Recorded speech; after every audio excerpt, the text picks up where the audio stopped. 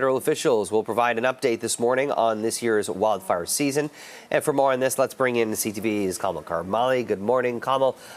Let's talk about how has the 2024 wildfire season been so far, especially in comparison to what we saw last year, which was unbelievable. Yeah, unbelievable, horrific. Yeah, you can add whatever adjective you want to that, Jamie. So we are waiting for two press conferences to take place this morning. One's a tech briefing at 10 a.m. Eastern time from wildfire officials who will give us the details, more details on how this wildfire season is going. And then at 11 a.m. an hour later, government officials, including Emergency Preparedness Minister Harjit Sajjan, will be also speaking. So we know that Canada's wildfire season is off to an early start. We assume that that is partially what they're going to discuss at this press conference, how bad things have gotten. And that has largely to do with a warm winter transitioning into increased fire activity over the spring period.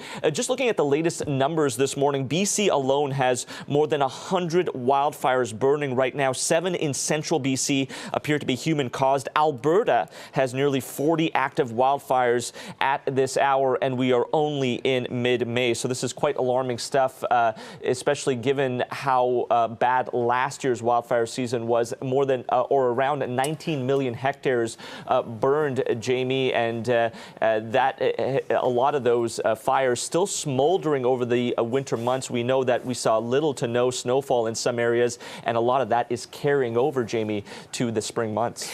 Well, what can we expect from the federal government when it comes to the update today, when it comes to new measures, new funding?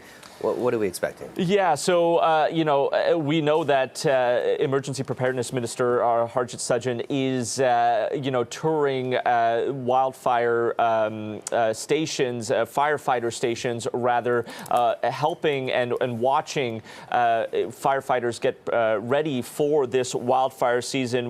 He tweeted that 230,000 Canadians had to leave their homes because of wildfires last year, and now they're training more firefighters and doubling their volunteer firefighter search and rescue tax credits. So we assume that from what we know in this press conference later this morning, we might hear some incentives for volunteer firefighters to get involved this season, knowing that they need bodies on the ground, not only in BC, but in Alberta, Ontario. We saw how bad things were in the Northwest Territory. So, we're expecting some numbers in terms of how bad things are, hectares and whatnot burned, but also maybe some numbers in terms of how people can help and how many firefighters we're expecting on the ground this season. CTV's Karamali, we appreciate that update. Thank you.